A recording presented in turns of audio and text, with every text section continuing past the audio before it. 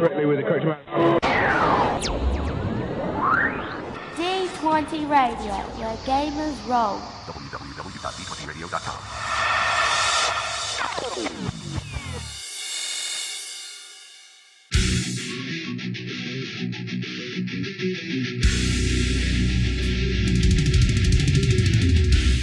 Welcome to Me and Steve Talk RPGs, a podcast where me and my friend Steve try and help you get the most out of your role-playing game experience.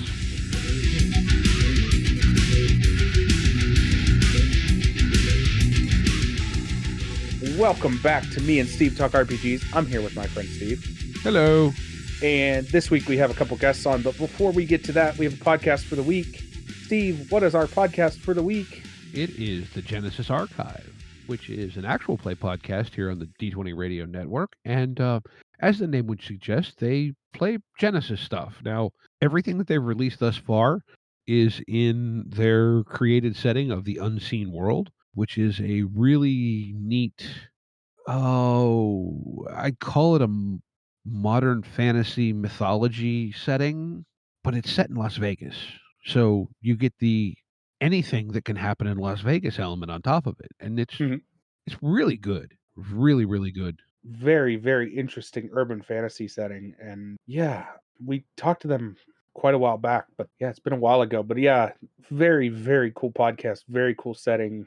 Interesting stuff over there at Genesis Archives. And if you're looking for them, you can find them at anchor.fm/the Genesis Archives, or there'll be a link in the show notes as usual. Yeah. So this week we have a guest on. We actually have two. So do you want to introduce our guests? Sure. This week we're joined by Brian and Alex, who are a couple of the organizers for the convention that you've heard Steve and I talk about a few times here and there in the past month or so. It's a convention that's local for us here in Pittsburgh, Pennsylvania. But we were going to talk about that and also just maybe some of the bigger kind of behind-the-scenes stuff about what it takes to set up a convention and all that kind of fun stuff. You know, I mean, if you listen to our show, we wander and... Yeah, and based on the conversation we had before the podcast, wherever the wind blows, apparently. There you go. So with that, welcome, Brian and Alex. Howdy. Thank you for having us. Yeah. Glad to be here. Thank you folks for coming on. Yeah. Yeah, absolutely. Absolutely. Been listening to the show for a little bit here. I found you guys through my podcast feed probably about a year ago. And I was super stoked when I found out that you guys were local and happy to connect. So glad that we were able to work this out. I actually remember him being stoked that he found a local podcast that he was listening to. So, yeah, well, there's a couple from out of the area, but not too many that I know of. But yeah, it's, you know, I appreciate you guys listening and you know, asking us to come to the convention and so forth. And so I guess maybe first off, do you want to just tell us a little bit about what the Pittsburgh Gaming Expo is? Yeah, sure. Alex, you want to take it or you want me to take it? sure, I'll hop in. The Pittsburgh Gaming Expo is kind of the brainchild of really wanting to create a space where we could kind of fixate on all of the weird passions and interests that we had as like the folks organizing it. So I love tabletop. I'm a huge retro gamer. I own a retro gaming store. And Brian and his original partner had actually built a community around retro gaming in Pittsburgh. So it was a natural kind of like conversation that we started having about how can we kind of get all of the gaming we love into one place and kind of build it into something exciting and community driven. Okay. And so, yeah, this is, as I've been sold it from what I've seen on the website, what I've seen of Wizz posting on Discords and so on and so forth. It's a tabletop convention. It's a retro video game convention. There's pinball. There's lots and lots of everything. Yep. It's all kind of the same universal language of just playing stuff, community and talking to people that you're playing with. Yeah, absolutely. So like the community that we had started that Alex had referenced, it was very much geared towards collecting gray, square, and rectangular cartridges. But tabletop was always a big passion of mine, and it was something that always kind of felt lacking as we started doing events and meetups and things like that in the community. And when we finally got the opportunity to do this show, that was my big pitch, was we have to bring tabletop. Even though I'm not going to get to play any of it, I want to see lots of people playing board games and tabletop RPGs. And I had recently gotten back into tabletop RPGs, and I'll tell you what, it was a great move because it has brought a real vibrance to the community that I don't want to say was lacking, but was maybe waning it because tabletop RPGs are a very social thing. Yeah, they really are, and, like, in my experience, most tabletop gamers are also into some sort of other gaming. Correct. You know, not all of us are all into the same other gaming, but most of us are into some sort of other gaming. Yeah, there's a cross pollination, it seems, between if you like one type of game, you might like another. Like I grew up on JRPGs, so naturally, eventually DMing kind of came with that process, and eventually getting into weird tabletop all came with that too. Yeah, absolutely. And that's one of the things I think is really cool about the show that we're building, at least our current layout, is I don't know if you've ever been to like Epcot Center, but it's a giant ring and you can walk around the globe and experience different things about different places. And then you end where you started. And accidentally, to a degree, that is kind of how our show is like. Like if you go to the right, you're going to run into the tabletop board game area and then you're going to run into the RPG section. And if you keep making your way around the ring, you eventually end up in the pinball section and a arcade section and then a home game a video game console section. And then you end up coming full circle back around to vendors that have all the awesome things that you just kind of meandered. And it's awesome in the regard that you can get somebody who's never played a tabletop RPG and they've always heard about them. They're really into video games or they're really into pinball. And they're like, you know, I'm going to go to this convention and I'm going to play a bunch of pinball. But, you know, the show goes from 10 a.m. till 1 a.m. on Saturday. And then there's a whole other day on Sunday. Maybe I have time to check out this hobby that I've never indulged in. It doesn't cost me any extra, you know, or vice versa. The same could be true. It's like, well, you know, I didn't play a whole lot of arcade games. Maybe they don't exist where I am. Let's go check out some arcade games. Yeah. Well, that's, you know, me growing up, I grew up in very rural area of north central Pennsylvania, and, like, there was a few arcade games at the local roller rink. That was it. I played Mortal Kombat 2 at the laundromat. I grew up in Armstrong County, so we were always a good solid decade behind. So I got to play some arcade before, it was 10 years out that arcades had died, but up in Katanning, we had plenty. See, I was spoiled. I grew up in the North Hills of Pittsburgh, and every single mall in the region had an arcade, and some of them had two. And my synapses just fire every time I walk into an arcade or anything like that, and I just have to sit there and let it wash over. So it really pains me that they're pretty much by and large gone now. There's a couple, but yeah, I couldn't imagine growing up without arcade, even in Yeah. like the 80s and 90s. Yeah, see, I think me growing up, the nearest mall was an hour away, and I don't think it had an arcade in it. Like, I honestly don't know where the nearest, so to speak, arcade would have been to where I grew up. I think it was like 2001 they got rid of the arcade in Westmoreland Mall, and that would have been the closest arcade for me. Wow. Anyway, Yeah. Beside that, so yeah, I mean, so this is all happening, what is it, October 1st and 2nd, 2022 this year? Yeah, yeah, it's October 1st and 2nd. We're at the Monroeville Convention Center, and show hours Saturday, 10 a.m. till 1 a.m., typically Sunday morning. And then Sunday, it all starts over again at 10 a.m. and goes until 5. Okay, cool, cool. I know you have what you have. Well, you said you have some vendors. I know you have several bands scheduled. So I mean, it's a whole thing. It's not just Yeah, we have somewhere north of 50 individual vendors across 140 plus tables. We have a ton of local business sponsors that actually kicked in to kind of help generate some more buzz for the show. We have a really killer lineup of God, I think we have 5 bands. We've got some of which are actually regional based too. They're all kind of local, and they all kind of focus on this geeky music that we grew up in. One of our bands is a Rush cover band. Another one of our bands plays rock and roll covers of video game music. Our big headlining band is a band called Master Sword. They're a concept band they do power metal based on the Legend of Zelda. So we kind of made sure we were very on brand with the bands that we bring in, and we didn't even have to work hard to do it, because it seems like there's this natural correlation between music and metal and geekiness and video games, and it seems to all be this like coalescing force between different types of gamers. We all kind of like, a little of one and a little of other, and then when you put them all together, it seems to be a natural fit. Hmm. Now, just you're saying you have a lot of local businesses and so forth. Have you guys gotten to the stage yet where you're attracting any sort of like be it game companies, be it video, tabletop, etc. to come in for the shows, or are you still all?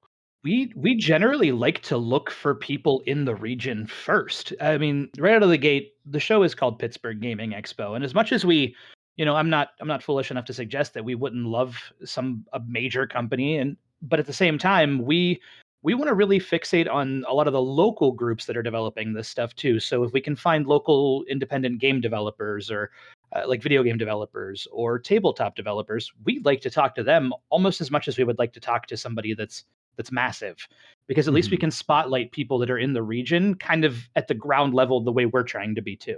Mhm. Okay, I was just curious because we did have a listener asked a question when we mentioned that we were going to be talking to you guys about, how has the fact that, because of COVID and it really changing the landscape of cons, has that affected you guys as far as, your advertising or who you're getting to come to the things, or because you're more regionally focused, do you think it hasn't really hit you as much? I think it's a little bit of both, honestly. I mean, obviously, our first year when we announced for the first show, we had been working on launching in October of 2020. So naturally, that didn't happen. It didn't come to pass, and we had to reschedule our show for 2021, a whole year later. So one of the big things that we had is we kind of had to deal with a lot of, generally, how do I want to word this? We have a lot of local love in the convention side of things, which is really beneficial to us. But in regards to like COVID actually putting a stop to it, we put our show out far enough that it generally seemed to, because we were local, it didn't cause a lot of headaches. Naturally, we encourage safety and everything else, but at the same time, because we were talking so local, we kind of had more of a ground level conversation with our vendors and with our exhibitors, our guests, and everything. And it seemed to be a little bit more just easier. It wasn't as huge of a roadblock as we expected it to be going in. Okay. Yeah, I was just, like because, you have seen, I know, from talking to some people in the tabletop industry as far as the RPG side that, the convention circuit, there's a lot of companies that, they don't want to fly. They're still not comfortable being in, the big convention, especially, like the Gen Cons and the Origins and, the really big conventions. It's like, well, and I understand that because regardless of your views on whatever, look, if there's a lot of people in a confined space, it's a very good way for anything to meander amongst those people. One of the benefits too that we have being a smaller show is when you have something like Gen Con, you're talking in the 5-digit kind of attendees. You're talking tens, 20,000 people or more. I don't know their exact numbers. One of the benefits to being a smaller show like us is we're dealing in the twos and threes. It's a little bit easier to kind of social distance and be safer. It's a little bit easier to you're not as shoulder to shoulder as you would be at something major like that.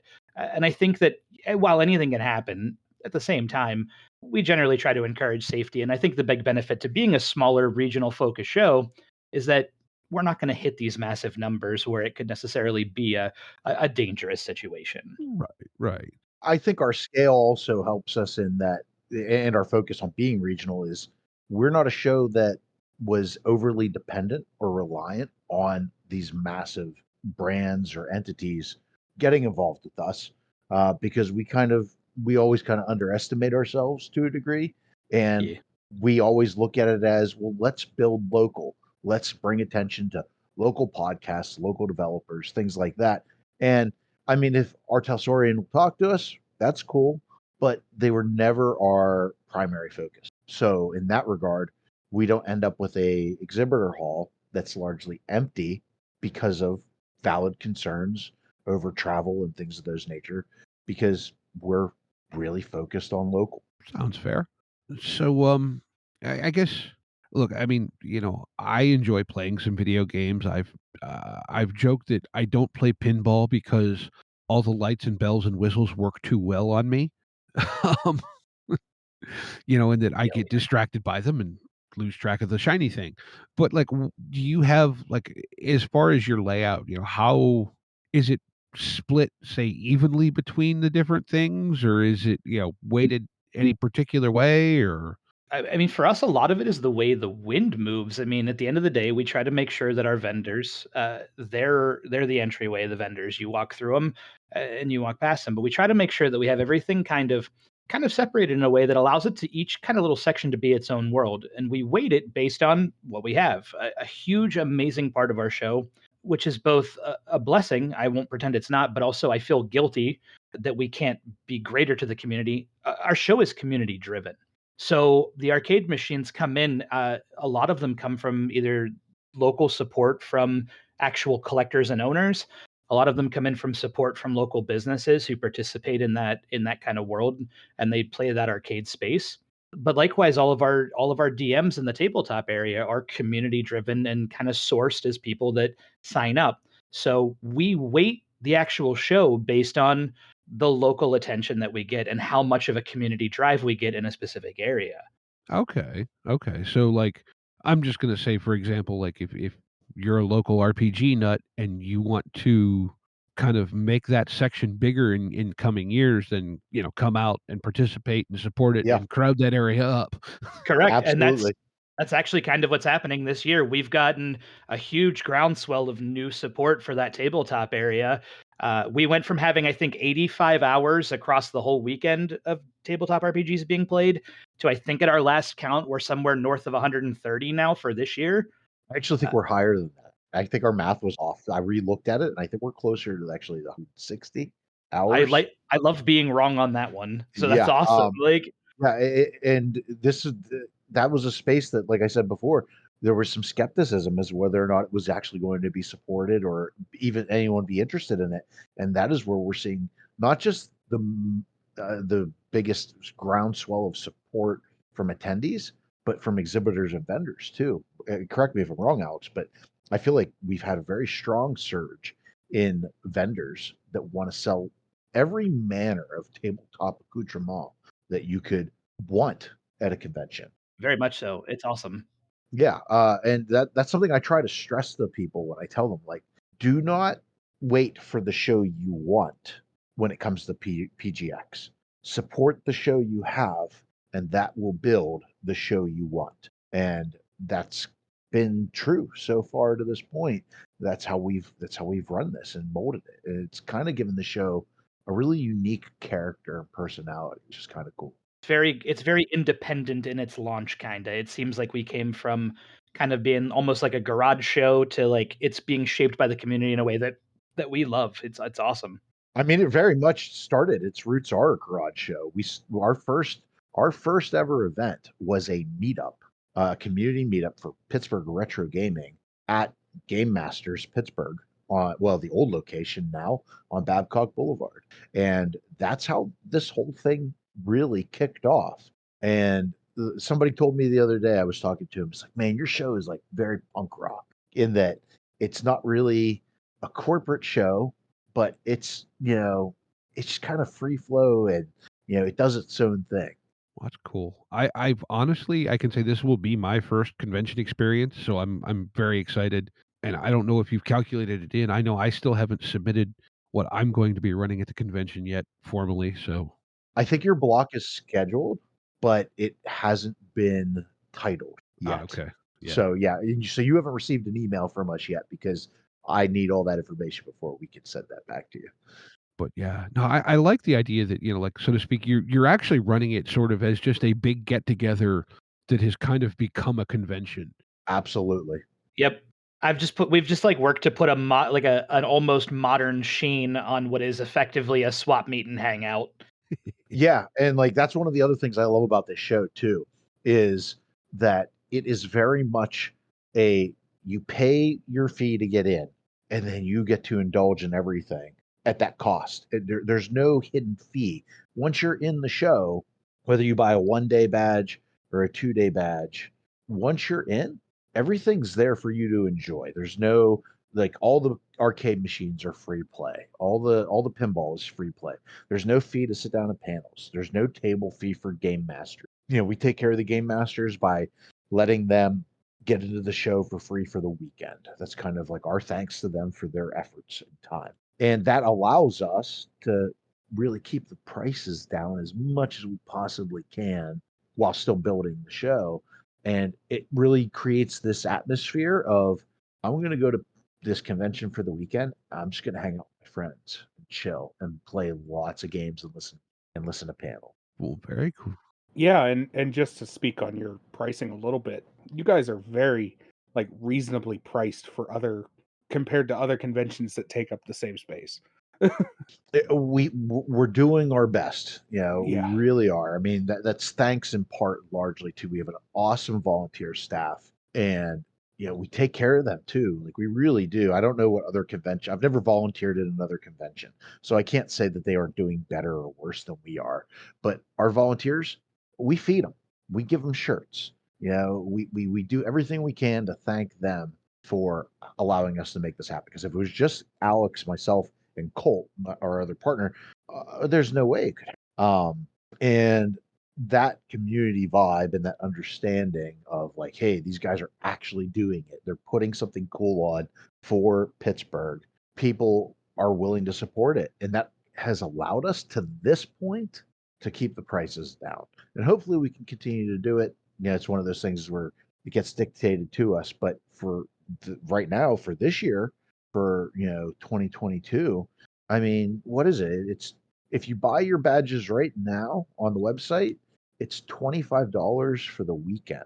And if you have a kid 10 or under, they get in for free with you. I have 3 kids, and that is huge. Like, if you told me, like, I could take my kids and my wife out for an entire weekend for $50, I'm in. I'm sold. Can't even go out to eat for $50 anymore. Right. Wendy's break you for that. Yeah.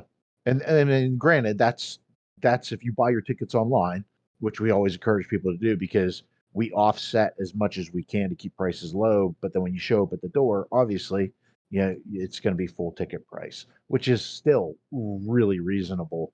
I think it's $10 more for a weekend badge if you buy it at the box office as opposed to buying it. Okay. Well, I was going to say, anything more you guys want to talk on specifically about PGX? Because I had thought, we could kind of also talk about, just, and I can't really speak on this because I don't have the experience, but like just some of, what actually goes into setting up a convention, for people who may not have had the experience, how, like, are you guys already working on the 2023 show, or do you start that, so to speak, October 3rd? No, yes, we are working on 2023. Yeah, we have to be a little ahead of the game now, because we want to, so one of the key things that we do is we want to make sure that, like, if our vendors liked 2022, that they have the opportunity to come back for 2023 while they're still there. So we're already planning our vendor floors. We're already planning our costs and everything. We're already planning on like what things are going to be. And it's getting a little bit hard to kind of stay clairvoyant on what costs are going to be, but we're doing our best.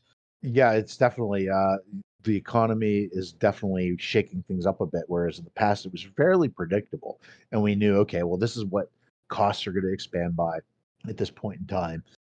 Now it's kind of like, well, we're doing our best.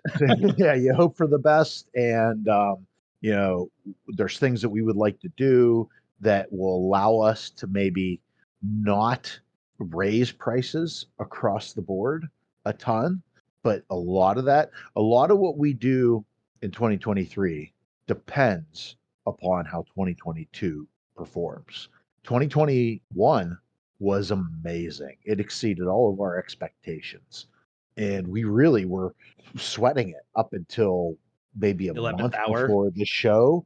We were not sure how it was going to go off. Because Alex probably has the most background in marketing and retail and things of that nature, where Colt and I, we don't. That's not our background. We're people, we're passionate about the hobby. We're communicators. We are in different avenues where we get to mingle with people and whatnot.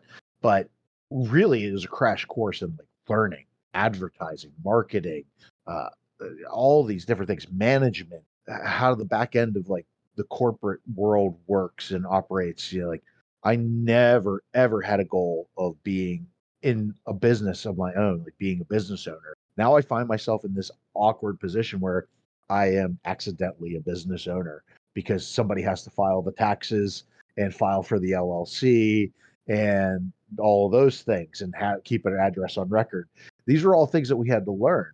So with all that, I remember sitting at the convention center on October 2nd last year and worried that it was not going to be a big turnout, and we were sweating it. And then one of our volunteers came up and said, "Have you looked outside?" And I said, "Well, no. Why?" And they said, "Well, you should go look outside." And I went out the front doors of the convention center, and there was a line wrapped around the building. And at that moment, we're like, you know what? I think we're going to be okay. I think this is going to work. And now we're just kind of like leaning on that faith in the community that is passionate about this, that wants to do this, that wants to have this event, and really relying on them to kind of support this and push it forward so we can continue to grow it.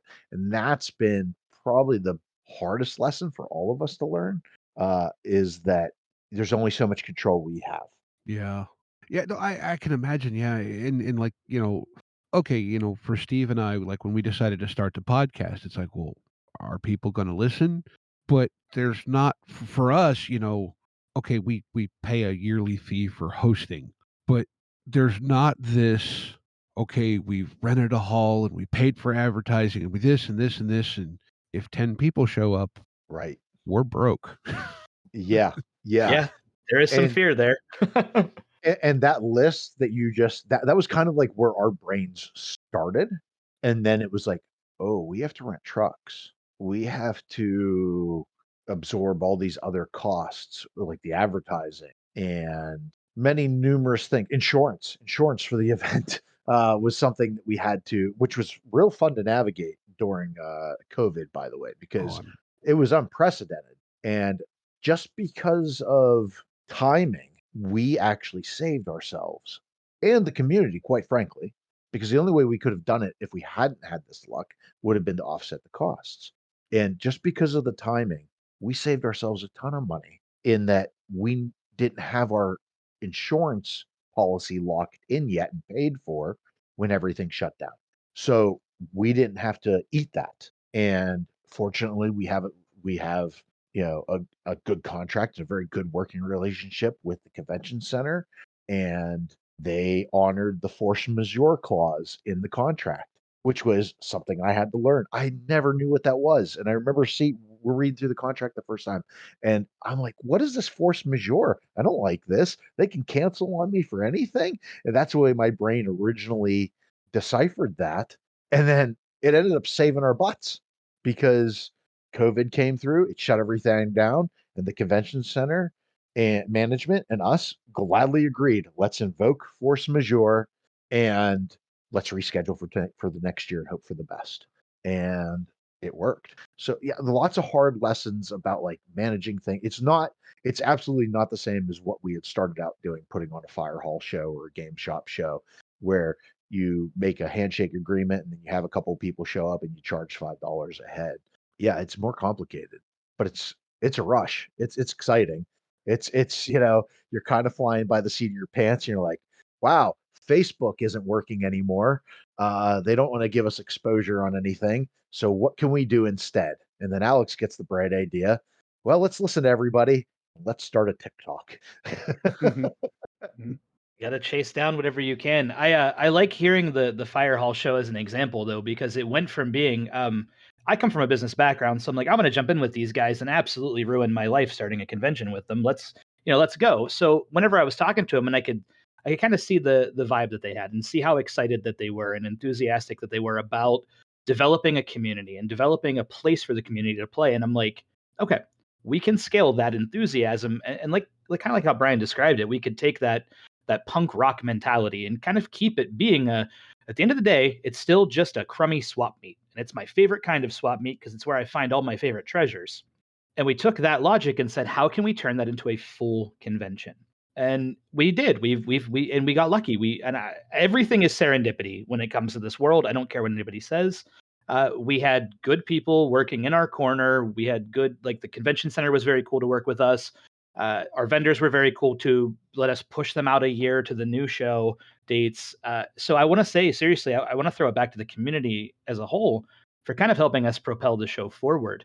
But then taking that idea of a swap meet that was just this kind of like hangout place and migrating it into a show was one of the neatest concepts I think we've ever tackled. Yeah, And I it's mean, I can't agree with you enough on that, Alex. Like the community of everything that we went through and all the issues that we encountered, we had one credit card chargeback on all the pre-purchase admissions. One person out of everyone that attended the show or had prepaid pre-pandemic and allowed us to roll their deposits on the show over. That's huge. I mean, that could have chargebacks alone could have annihilated the show. And the community was like, no, we want this. We're going to stick in it with you. We're there with you. That's really cool. Yeah, it was really humbling, and it's part of the reason that I'm desperate to continue to make sure that this show stays rad for everybody. Yeah, that's curious. Now, so you guys, you had said, this originally started as like a meetup at local game shop. Did you do, like you were mentioning, some, so to speak, fire hall shows as well, and then decide, okay, we're going to take the next step, or So funny story. So we started with the game shop shows. And they were Pittsburgh retro gaming. And we started off that way. And after we did the first one at Phil's shop on Babcock Boulevard, Game Masters. Shout out to Phil at Game Masters. That place is awesome. Yes, it Every is. opportunity I get to give Phil a shout out, I will give Phil a shout out. Even though he doesn't say nice things about me in person, I know he loves us. Uh, but yeah, we had our first show there. And then we had some other local business owners who were at that event. And they kind of like Alex, said we didn't know Alex yet. Alex wasn't on our radar at all. But they approached us and said, hey, we want you to do the same thing at our place. So we did. And, it's also important to note when we did the first meetup at Phil's, I should preface this as saying it was the first successful meetup because the actual first meetup we did at Phil's, we did for free and nobody came. So a year later, we decided, let's do this again, but let's charge everybody $5 for our time. And that show went off with like gangbusters, so much so that Phil kicked us out and said, you're never welcome back because there's too many of you. And I can't accommodate all of you. I know he'd like that group back now at his new larger location, but unfortunately, our group now will not fit his current location. Yeah, so we did this pattern of like finding local businesses that we could partner with and come up with a mutually beneficial arrangement where we could generate a little bit of revenue and they could generate a little revenue and exposure. And we kept doing that. And then there was a period of time where we partnered with another entity and we gave 2 cracks at this show called Pittsburgh Retro Gaming Con. And for better or worse, it didn't work out. But we learned a whole lot. And that's when we met Alex. And we decided that we were going to kind of go back to our roots and we were going to do this show called PRGX, which was a Elks Lodge show that we did along the way. And we're going to go back to that concept of like music and kind of being gritty and punk rock. And we actually had where we were just about to book with the Garden City Hall in Monroeville, right across the street from Alex's shop, actually, or across the parking lot before you moved. And we did a different podcast. We were looking at that site, and so it was going to very much be a fire hall show. And we did a podcast with a friend of ours, name's Brian Sykes. We did his show, and we just kind of talked about all things gaming, and we didn't really have a show at the time. So we weren't really talking about the show. We were talking about the community and some of our experiences of running shows, but not promoting anything really. And through the grapevine that is Pittsburgh, the 6 degrees of Yinzer, as I like to call it. And I say that with the utmost love because I am absolutely one of them. Somehow the GM at the Monroeville Convention Center caught wind of us and reached out to us through one of his employees who is now a good friend of ours. And he said, hey, the GM would like to talk to you guys about doing a show at the convention center. And we're like, yeah, there's no way. There's absolutely no way. This is somebody pulling our leg. Uh, it's not possible because we had some bucket list venues that we wanted to look at, and the convention center was one, and then the Sheraton Station Square was another, and obviously the David L. Lawrence downtown. Those were venues that were very high on our get list, but we also thought were like years away.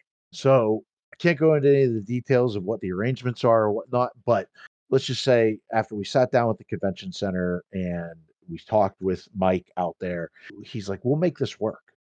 You guys will be able to afford this. If you listen to me, take my advice, I think what you guys are doing so far is on the right track and we can make this work. And so we said, okay, let's do it.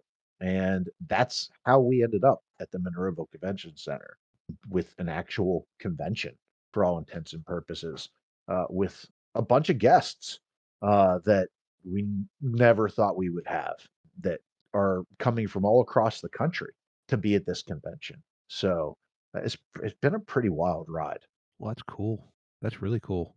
So, like, I mean, I don't want to say, like, because the generic question, well, how many hours worth of work do you put into this? And I'm sure one, it's an absurd number, and two, you probably don't have an actual one.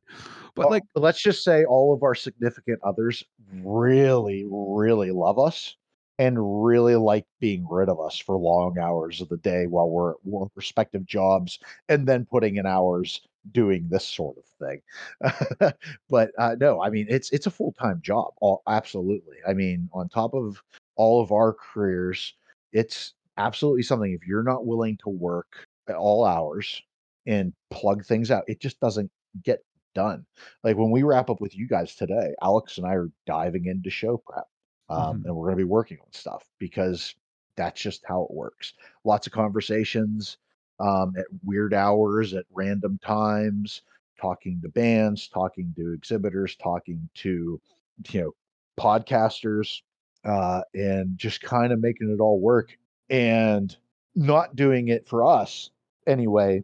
Not doing it in a way that feels very dry and corporate, because I don't know that we know how to do that. And if we did it that way, I think it would come off as ingenuine or disingenuous, I guess would be the proper word.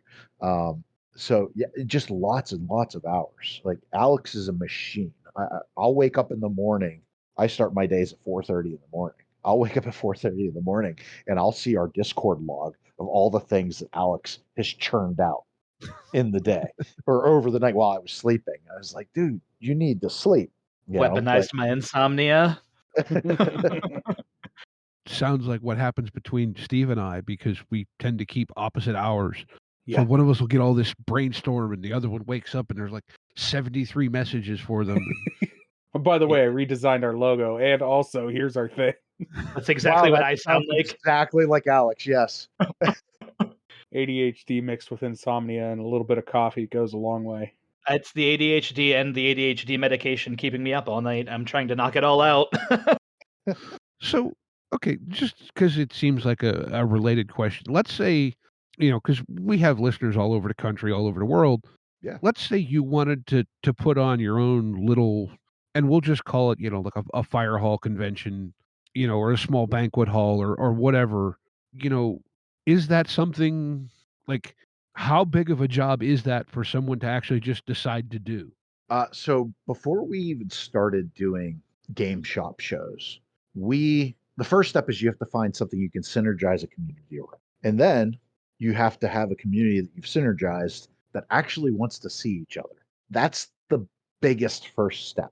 Unless you have a lot of money, you can't just pop out of the ether and say, hey, I'm going to do this thing, because it's such a heavy lift to do that. Part of the secret to our, I guess you would say, success thus far is that we have a very passionate community that we've curated and built over, how many years is it now? We started 18 years. Yeah, we founded Pittsburgh Retro Gaming in 2014. Oh wow. And we've been building from there. And we did not have our first actual meetup. A successful meetup 2016, I believe. So it took 2 years for us to get to a point where we were like, okay, this is how we actually do this thing, and then go from there. So there's a lot of grind. So that's probably like the hardest part of it. Now you can probably accelerate past a lot of that if you have the capital to do it, but that's not ever been our experience. We aren't anybody. We are not individuals who are independently wealthy. We don't have a lot of money behind us. Two of us aren't even video game or tabletop gaming insiders professionally. Alex is the closest to an insider we have, and not to knock you, Alex, but it's as a local shop owner. So Yeah. it's not the same as like having somebody who's been with a company we were talking about earlier, Modifius or Free League or WotC. It's you don't have that leverage and that reach. You're really going to spend a lot of time kind of scraping and clawing and leveraging your relationships that you build through the course of that experience to make the thing happen. So it's a lot of work. I don't want to tell anybody it's easy. And I definitely don't want to tell anybody that they should absolutely blindly do it, because I think we would all say, what are we doing to ourselves? I tell anybody that it's all everything that we do with this stuff is nonsense sweat equity and just pavement pounding. At the end of the day, it's just glad handing and talking to people and hoping Yeah. that they want to hear from you, and hoping that you can give them something and they can give you something, and it's all bartering and pleading and Mhm. hoping for the best. And what's nice about it is you do start to develop a community around it, given enough time. Eventually people see the work you're putting in, they see the efforts you're putting in, and then they're like, well, hey, we want to support that too. It seems like a good thing for the community. And then it starts to just kind of coalesce into this awesome group of people that are really doing some fun stuff. Yeah. And there are shows out there that are massive that have started out similarly. We've recently, connected with a show out east called Too Many Games. It's a massive show, and it's been around they've been doing their show in in a convention format, I think, since 2014. But their show started out very much the way ours did. It was a fire hall show, for lack of a better term, and maybe a couple hundred attendees, and they just kept building and building and building. And if you stay true to the people who are in your corner and who are in your community, and you treat them well, and you foster a positive environment where people can talk and engage and even have passionate disagreements, it's just it keeps building upon itself, so it becomes bigger than what you can manage. So you got to have some people in your corner who you can rely on and trust. I mean, I consider Alex and Colt family at this point. And we talk about things very personal, and we goof around and we have arguments and all that. But at the end of the day, I mean, some of the arguments that we have behind the scenes are like, they are what they are. But you can have them because there's a high level of trust. If you don't have a team like that you can build upon, it's going to be very difficult, because from there you have to build out to the next echelon. Your volunteers who run your Discord, every day for you, who moderate your social media for you, who are keep their ears to the ground of like things that are coming your way, or trends, or maybe something that you completely missed. Like, we were very resistant for a long time to the TikTok thing, and we had people repeatedly, you need to do TikTok, you need to do TikTok.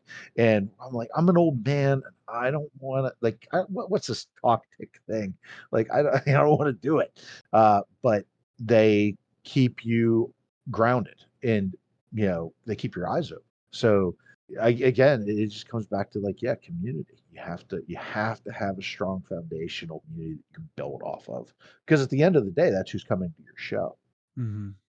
Boy, doesn't that sound familiar, Steve? Yeah, the TikTok conversation, well, all of it, but the TikTok conversation in particular.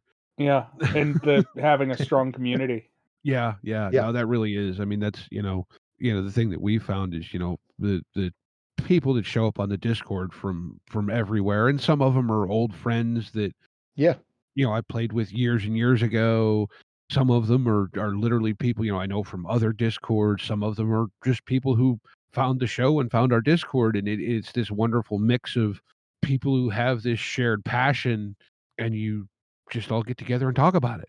I think we keep kind of having a situation where where technology will continue to like thrust forward when it comes to whether it's social media, whether it comes to whatever is stimulating our brains at the time. But I think we all have this innate need to return to these like terrestrial communities. And we still kind of end up either we've always done it since IRC was a thing, since Usenet groups were a thing back in the day.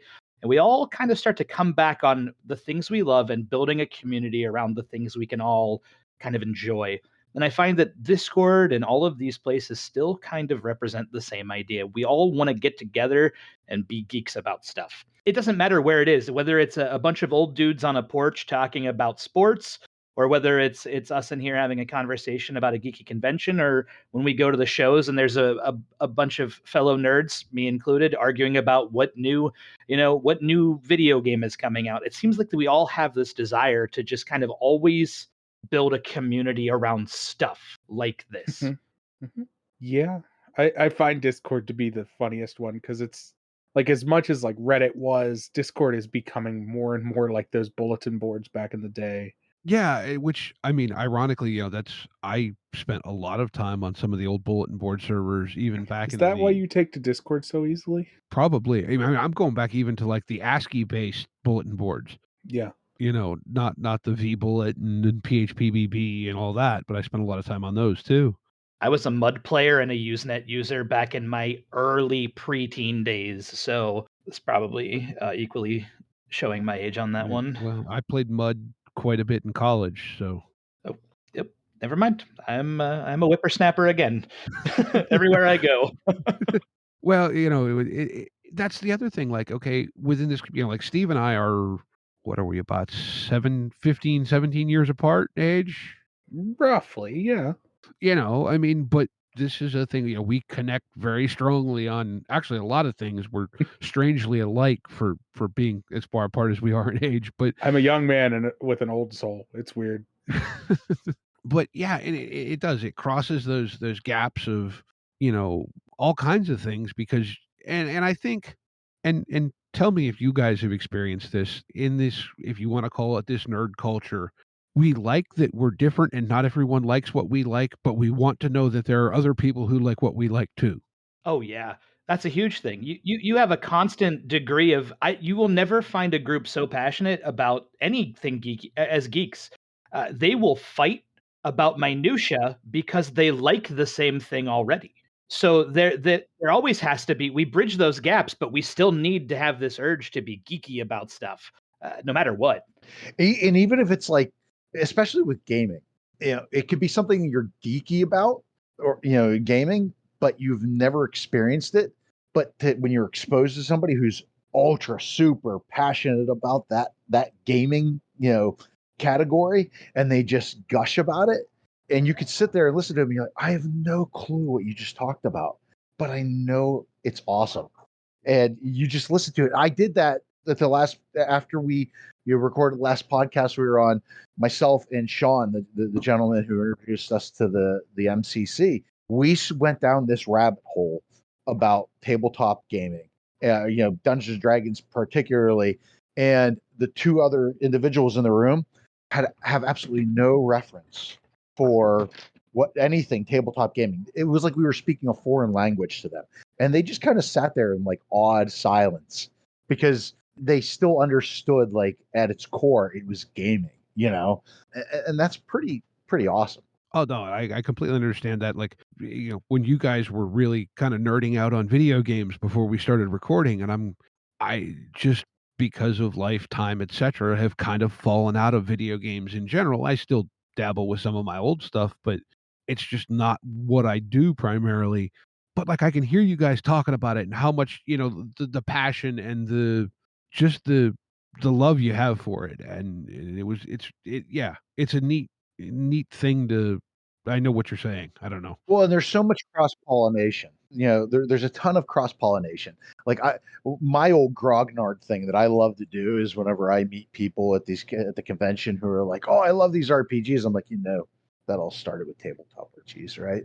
Yeah, just kind of like, be an old curmudgeon about it, but not a gatekeeper, but do it in a way where it's like, oh, wait, what are you talking about? What do you mean? Like, that's where it started. That's exactly how Steve and I conned a group of people into playing Cyberpunk 2020.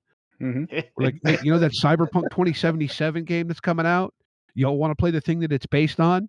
That's how I got my entire current tabletop group playing tabletop RPGs, period. None of them had any experience with it.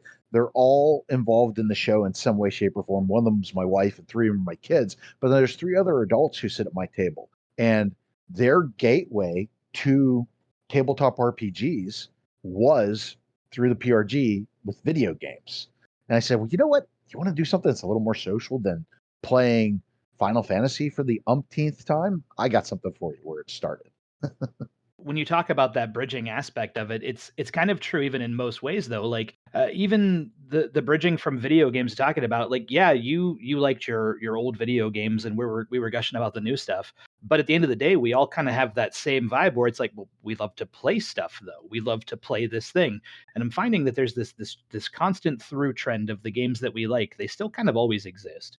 So like you were what's the new one I'm playing now? It's called Triangle Strategy, and it's based a lot on the same style as the old Final Fantasy Tactics stuff. And I'm finding that there's a bridge between retro, there's a bridge between modern. Same with D&D. You can terrify all of the kids who started with 5th edition and start horrifying them with things like THAC0 and playing like Hackmaster spin-offs and all of that crazy stuff that they don't understand today. Hey kids, you like charts? I got Rollmaster. Check out this crit table.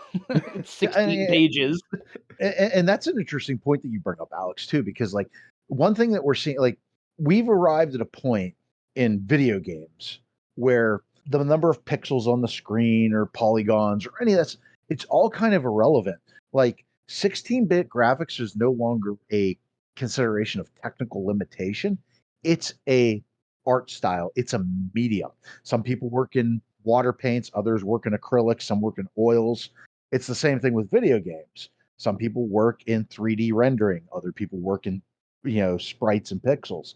And we're actually, I think, in a way, we're seeing the same thing happen in the tabletop arena, where we've had this massive progression of like, how do we modernize the biggest entity in the room, the biggest brand in the room, and they keep modernizing. And in the 4th generation of it, it really resembled massive multiplayer MMOs. And now we've moved beyond that, and now you're seeing a resurgence in the OSR. So it's not that, oh, well, we just have this system, right? We just have I have it sitting in front of me here, the original, or the AD&D Dungeon Master's Guide. That's all we know, so that's what we play until something new comes out. Now it's like this broad canvas of, well, you know what? I don't really care for superhero medieval fantasy. I want to play something grittier. So let's play some Morkborg, or let's play some OSR stuff. And in that way, the two hobbies are very similar. Or I'm just ranting, No, you're aimlessly. You're spot on. It's the phrase, everything old is new again. And I think that applies incredibly well to video games and to tabletop. I was reading a 5th edition total conversion for Keep on the Borderlands. And I'm like, this is incredible. Yeah, the Goodman books. I'm running Castle Amber right now. And it's amazing because it's like, it's kind of like all the best parts of the modern system, but with like all the horror inducing paranoia of like, sometimes you just roll and die. And it's the same idea too in video games. Like we got one of the biggest games that came out in the past few weeks was this new Ninja Turtles game. That's literally a send up of the old 16-bit brawlers. It feels exactly like a game that I played back in '96 called Turtles in Time, and it has the same vibe as an old arcade beat 'em up. And it's one of the hypest games that they have out right now. It's just that neat game just kind of came out of nowhere, didn't it? It did, and it was incredible, and I couldn't believe how much it made me feel like a kid again. Yeah. What is that? It's Shredder's Revenge or whatever. Yeah, Shredder's Revenge is awesome. Yeah, I was watching, what was it? Whatever, Bethesda or whatever one they were announced that at. They're like, yeah, by the way, Shredder's Revenge is coming out tomorrow. Like, what?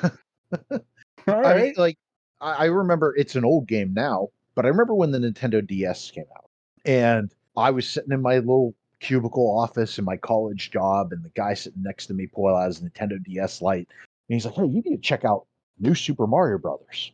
I'm like, dude, I haven't liked the Super Mario Brothers game since Super Mario World. Yeah, I'm not interested. He goes, "Dude, just try it." And just like Alex said, I started playing that, and I felt like a kid again because it was everything I loved about Super Mario World, but with a fresh coat of paint and some refinement in this neat little handheld package. And it was so impactful on me that, like, even though I had meager funds because I was a broke college kid, I went out and I bought a Nintendo DS Lite and New Super Mario Brothers and fell in love with handheld gaming all over again, as if like I had my Game Boy for the first time. It Well, was pretty cool. yeah, not to go off on another rabbit hole, but we were talking about what are lovingly referred to as boomer shooters, and I got back into that. I loved playing Doom like when I was younger, and what got me back into the boomer shooters was Doom 2016. Like Oh, it's so good. I played it and I was like, this, I need more of this.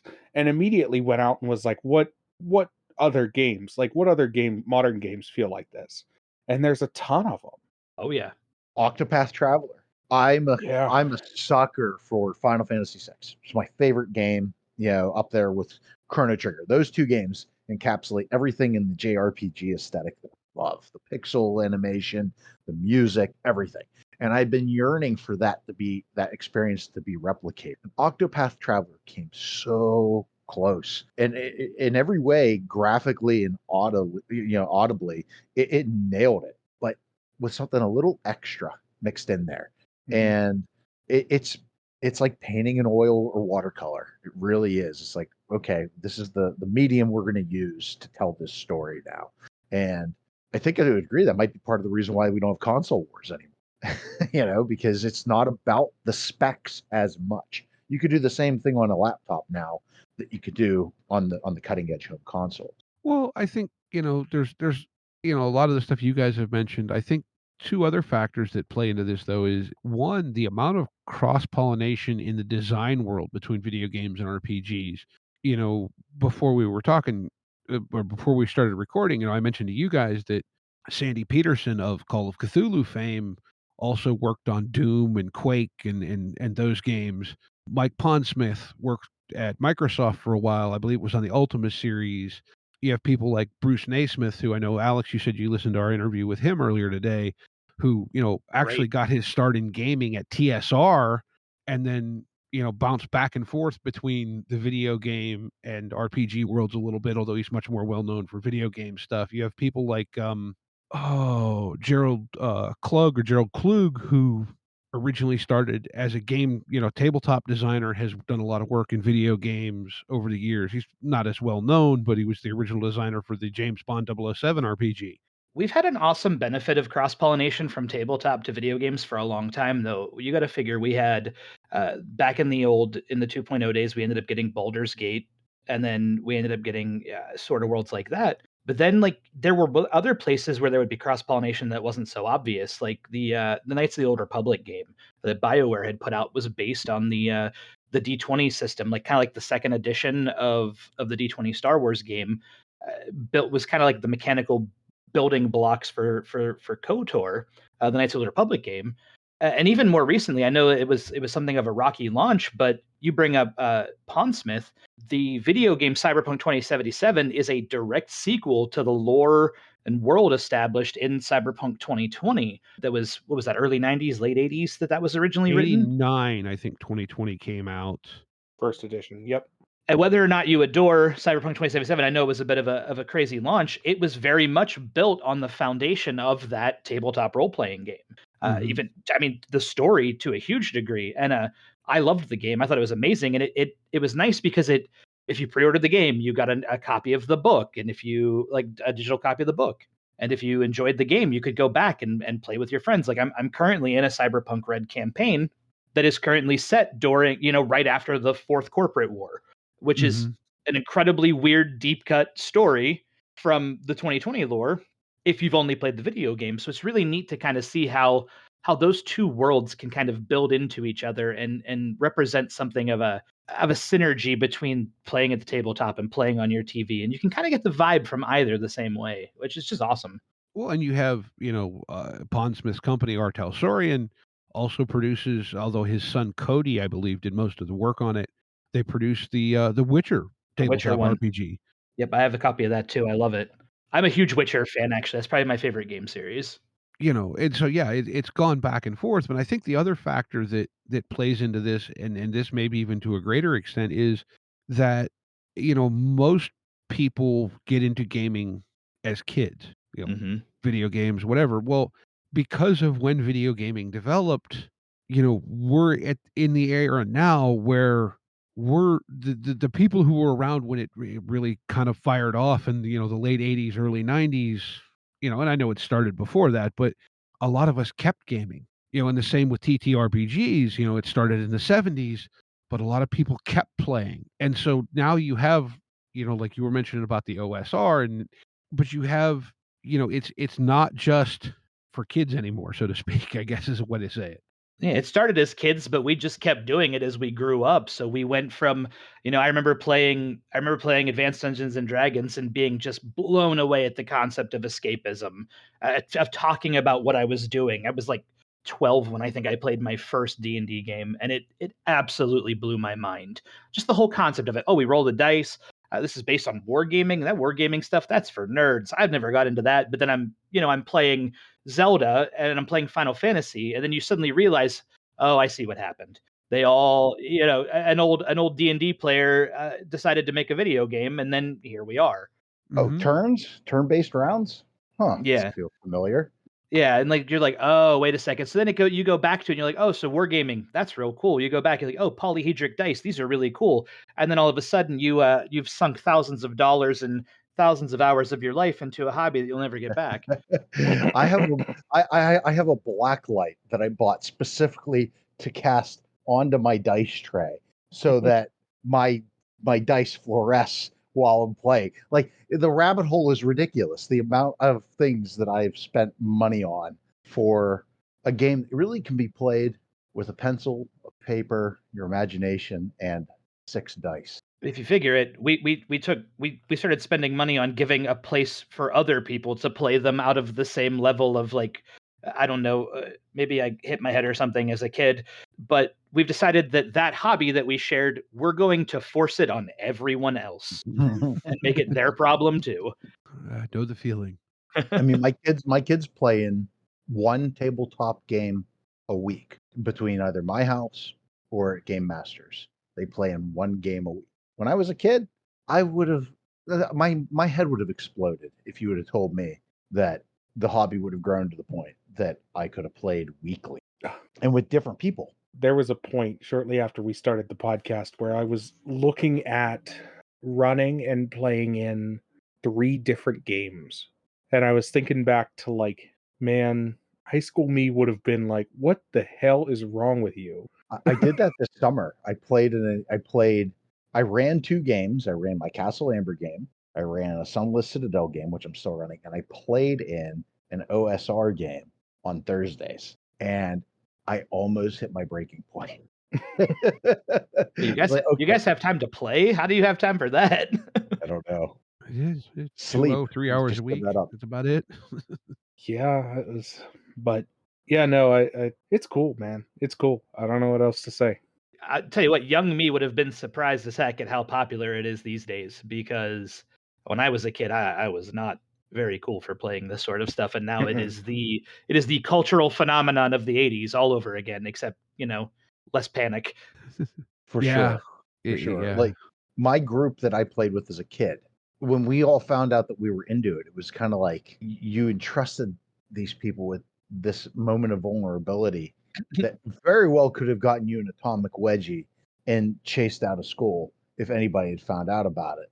And we were at I think it was like a church festival.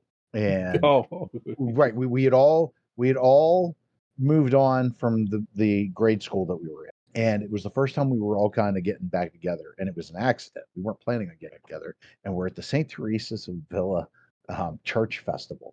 And we're just talking like, freshmen in high school will do. And they mentioned, hey, we're getting together. A couple of them still kept in touch because they were still in the same school district.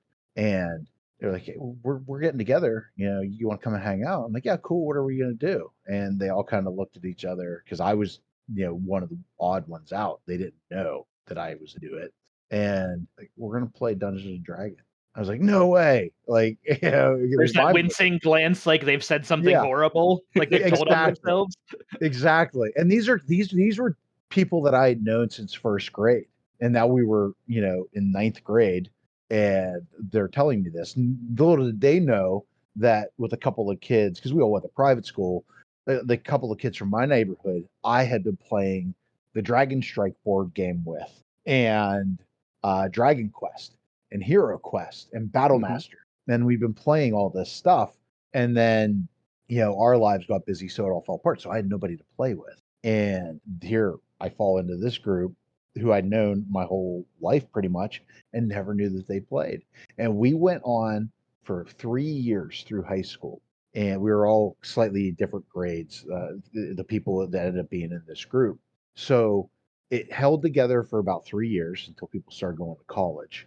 But we would meet once a month, and we would have an epic weekend, almost like the convention, where it would start on Friday night, and we would hang out the entire weekend until Sunday evening, and then we would all go home.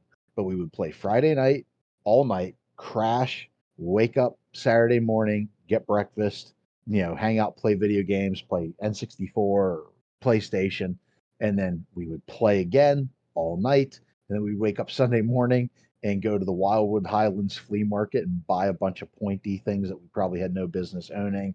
And then we'd all go home, and we would do it every month, and it was amazing. And then it all ended when we started going to college, and that led to my hiatus with tabletop, and I hadn't played in a long time.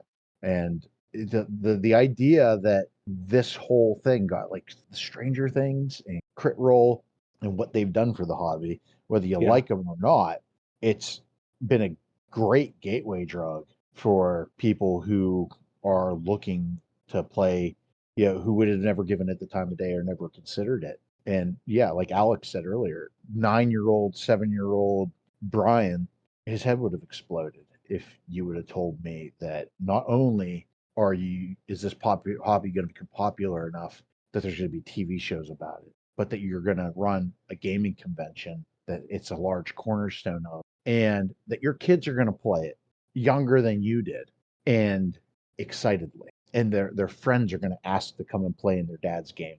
And then they're going to get the pleasure of telling them, no, sorry. The fact that a group can be full on tabletop is amazing. The amount of people I've had to turn away, just even GMing games, is like, this would have never happened to me as a child. I was desperate to claw people together. Yeah, my game at Game Masters is full. I have to turn people away. I had a surreal moment the other day. Like a year ago. So my significant other's brother, he's about 15. He's playing football and all this stuff. And I was joking around with him one day because he's asking me about what I play and all this stuff. And I'm like, yeah, I play video games, but I play a lot of tabletop games. He's like, well, what, like D&D? I said, yeah. He goes, okay, yeah, no, I don't have any friends that are nerdy like that. Well, then he hit high school last year. And he comes to me this past couple months, and he goes, hey, I need a favor. I'm like, what do you need, bud? He goes, I need you to teach me how to play Dungeons and Dragons. Yes. Everybody on the football team's playing Dungeons and Dragons. I need to learn how to do that. That's yeah, amazing. all right. That's cool. I love the I social love it shift when that happens.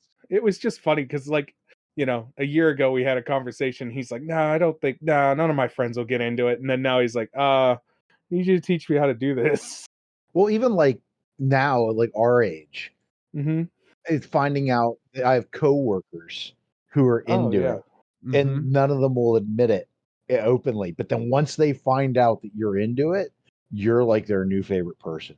So one thing I've got to give a little bit of credit to the younger generations for, they will take whatever flag and they will fly it. And so, if they're playing D&D, they've got their D&D logo shirts on. They're announcing how nerdy they are. I wish we would have had those indicators a little better when we were children.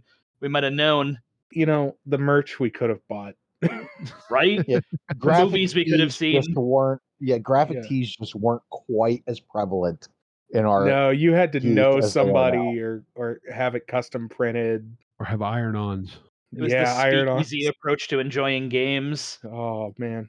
Yeah. No, What's the password? yeah, I have adult friends now that come up to me. I had it happen the other day as well. I had an adult friend come up to me and be like, I want to get into this. How do I get into this? I'm like, well, good news, bad news. Like, good news is now's the perfect time to get into it. Bad news is I don't have any open games to show you.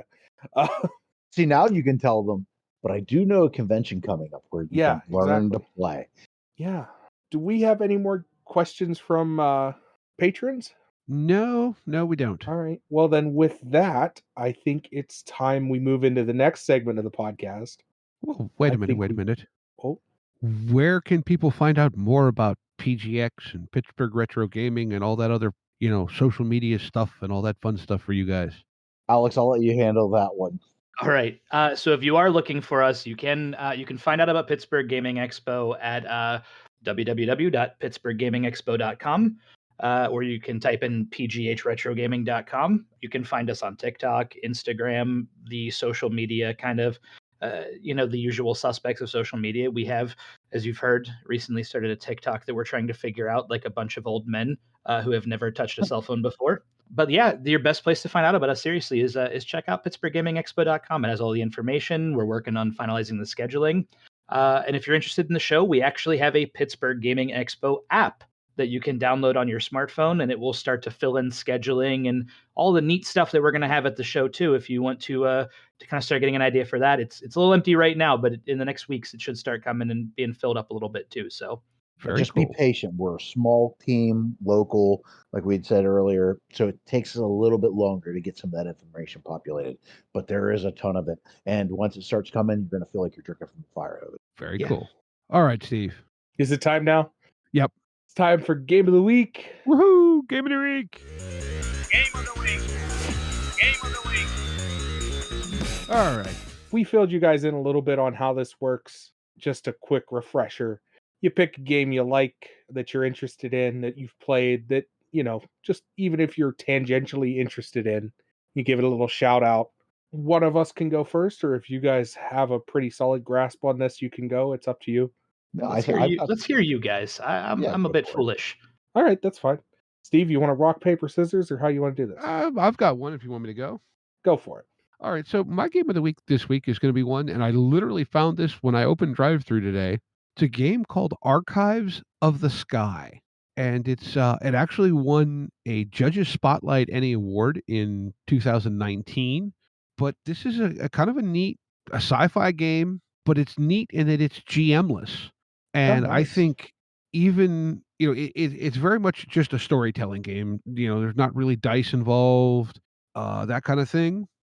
Says you create a deck of words from like your favorite sci-fi novels, and you draw from it when you need inspiration or like a random outcome, stuff like that. But where I think it could be really neat is that you could use it as a world building tool for a game you're going to play in, a more robust system.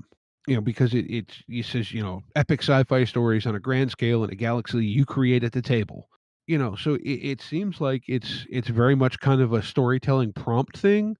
And I think it, obviously could be very, very fun on its own. But like I said, I see this as possibly a really, really cool tool if you want to create a custom sci-fi world and then play in it with your sci-fi game of choice. Again, that's called Archives in the Sky. And the PDF on drive-through will set you back all of about $13. Very cool. Archives of the Sky. Yep. Sounds rad. Well, do you want me to go, or would somebody like to go next? I'll take a shot. I think I'm Okay. ready. All right. All right, I'm a little new to this, but my game of the week is Turnip Boy Commits Tax Evasion. Ooh, that's a me style game. I looked at this and walked right past it. Yeah, it is a Zelda-like adventure game where you it's a little bit modernized, but it's a Zelda-like adventure game where you play a turnip who has been accused by the mayor of his local village of committing tax evasion, and you need to solve a bunch of problems for a bunch of people throughout the town to kind of to get your greenhouse back. This sounds cool. It's a multi-platform video game. It's on all the modern consoles and computers. It looks very interesting, actually. Yeah, I'm gonna check this out again. I'll throw that on my Switch because I've been looking for a Switch game. Be a good one. Well, that's cool. All right. So we have sci-fi, we have turnips. Who's next? I'll bat it back across the net over you guys. Okay, I'll go. I'm gonna cross the bridge a little bit. So you picked video game. I'm gonna pick an RPG based on a video game. I have in front of me the only thing that exists of it as of right now, but soon to be the full game. Hyperlight Drifter, the basic rules. This is free on DriveThru RPG. This is the tabletop RPG version of Hyperlight Drifter, the video game. Wow, I didn't know that So- existed. Yeah, I didn't either. It came out apparently May 11th of this last year. Or it was updated May 11th of this last year. It was originally added 2021. But yeah, it is like I said, a RPG version of the very awesome, very visually stunning very visually stunning video game Hyperlight Drifter. And what a soundtrack to boot. Yeah, and you could throw that on in the background, and yeah. And that is all of $3.99. So the basic rules come with a bunch of documents and everything that you need to play that. It is absolutely free. Definitely something to check out. I'm already aggressively Googling. I just I purchased can yep, for $3.99. I can throw a link for you in the keep an eye on the Green Room channel. There you go. Got it. Perfect. Well, that was really productive. See, so your earlier comment in the green room was wrong. This has not been bad for my wallet, even though it was bad for my wallet for the Blade Runner Kickstarter. Well, no, But, I mean just in general, not like Yes. specifically tonight. yeah, this- you're right. this Because podcast in this general, time it's $3.99. Next time it's and then it all starts adding up. it's Yep. free. I don't want to think about the amount of money I have invested in the piles of books sitting around me right now. It's best not to, honestly. I calculated once and didn't like it. Yeah, I have the same problem. Innumerable number of tabletop books for systems that I have yet to collect. I'm gonna cry if my hard drive ever. Yeah, I get that That's feeling. That's why I always duplicate the cloud storage. I don't want to pay for Google. Yeah. All right, I've whinged Okay. enough. My turn, I suppose. So I'm going to go. I have a bunch of different games that pop into mind, but I'm going to go more PGX style this time. And this is kind of why it's intrigued me. And it's a system, it's a tabletop RPG system called EZD6 by Runehammer Games. It's published, or it's written by DM Scotty, who has a website called The Quest Givers. And I found out about this system through a couple of YouTube personalities that I follow. But really, what really intrigued me is some of their game mechanics that they provide and sell on their Quest Givers website. I've implemented into my tabletop game. So, like, I run a 5e game. I've ditched Inspiration, and I've implemented their system called Luck Dice, and I love it. So when I heard that he had a polished system, I had to check this out. And why I say it's kind of PGX style is the whole idea behind EZD6 is he, DM Scotty has years and years and years, probably decades of experience of running sessions at conventions. And that is what has birthed this system, is that it is, the idea behind it, the drive behind it is that it wants to foster creativity at the table without everything getting bogged down in all the charts and tables that the old grognards like us so much enjoy, but do tend to slow things down. So it only uses a D6, hence the title, and it's really meant to accelerate things. Now, one of the things I've seen about it that I think is kind of cool is the same thing I think on first blush makes it seem like, oh, it only uses 6-sided dice. That seems kind of mundane, especially for people who have massive hordes of polyhedral dice like myself. But what's cool about the D6s in this is that they explode. So anything you're doing, if you roll a 6, grab another D6 and roll again. And if you roll a 6, grab another D6 and roll again. And so things can get really crazy really quickly. I haven't played it yet, but I've ordered it. You can get it on DriveThru RPG, PDF, and premium hardcover will set you back right now $25.50 plus shipping. It's normally priced, it looks like, at $38. But all the art in the book is the book is laid out by Runehammer Games, which I believe a lot of you are familiar with. Yeah, I've Index heard the Card name. RPG. Yeah. Yeah. So yeah, Hanker Inferno. He's behind the layout for this product. So from what I've seen, it's got the old school aesthetic. It's like a black and white book with kind of like the gritty art style. I think it's the core rules of the book are covered in like 20 pages, and then the rest is all just flavor and guidance from his years of experience running a convention. And I am somebody who doesn't have particularly a ton of time to wrap my head around chunky game mechanics, and sometimes you just want to sit down and play. And I really hope that this will be the system for me, that I can do that, where I can be like, all right, here's a scenario, I'm throwing it together, draw up your characters, and grab a fistful of D6 and play. So Very cool. Yeah, Easy D6 has been on my radar. It looks really good. I know I'll let ICRPG you know. is awesome. Yeah. So, well, thank you so much for coming on our podcast and talking with us this evening. Thanks for having us. Oh, much appreciation. This was awesome to be here. It's great to talk to you guys. I can't wait to see you at the show. Yeah, can't wait to see you guys at the show as well. Maybe after the con and the dust has settled, we'll have you back on. We can talk a little bit more about video games and RPGs and all that fun stuff. Absolutely. I love nerding out about it. Even the guy who sells us our insurance policy for the show is a giant gaming, and I'll spend more time talking to him about arcade cabinets and old school niche video game consoles than I will about insurance. So always happy. Oh, that's awesome. Yeah, Well, thank you for having us. Much appreciation. absolutely. Thanks for taking the time. It's like I said, I'm looking forward to it, and also like the fact that it's nice and close to my house. So Yeah, Me too. again, that is the Pittsburgh Gaming Expo, and that's October 1st and 2nd in the Monroeville Convention Center. So very excited to be there this year. Yep. And as always, links to everything mentioned are almost everything mentioned are in the show notes. Facebook, Twitter, Discord, TikTok. If I'm forgetting anything, it's there. We want to thank everyone for listening and remind everyone, be kind to one another and get out there and play some RPGs. Yep.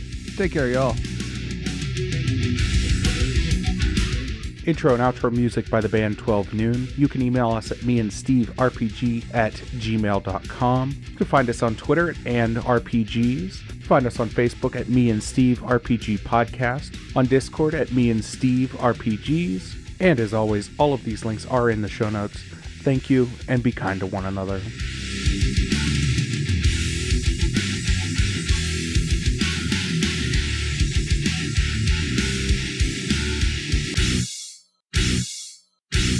How much for the cigar? Cigar, $20, dog. You gotta go down the street to the store and buy that.